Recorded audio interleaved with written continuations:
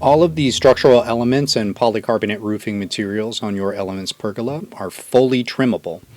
The type of blades that we like to use to trim these must be carbide tipped. Our favorites, as you can see on the screen, are the Diablo or the CMT 7 1/4 by 56 tooth blade.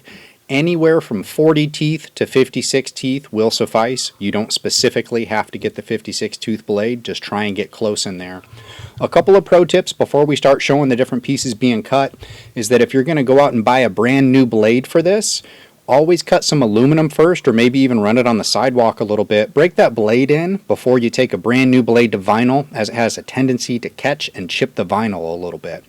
Pro tip number 2 is a spritz of WD-40 on aluminum. Specifically, those post stiffeners are very thick aluminum. It just makes life easier and it'll help gumming up of the saw, and it'll help you move on through with efficiency. A couple of practice cuts first is pro tip number 3. So if you're DIY and you don't have 100% confidence in your cuts, take that aluminum post stiffener. That thing's 10.5 feet long. Most people aren't using the full length, and you know you're going to cut 28 inches off of it. Cut 5 or 10 inches off of it first and go into that real cut on the line with confidence. The last thing is just that we assume everybody only has a circular saw out there, but yes, if you have a miter saw, it's going to make life much easier and have much more straight line cuts.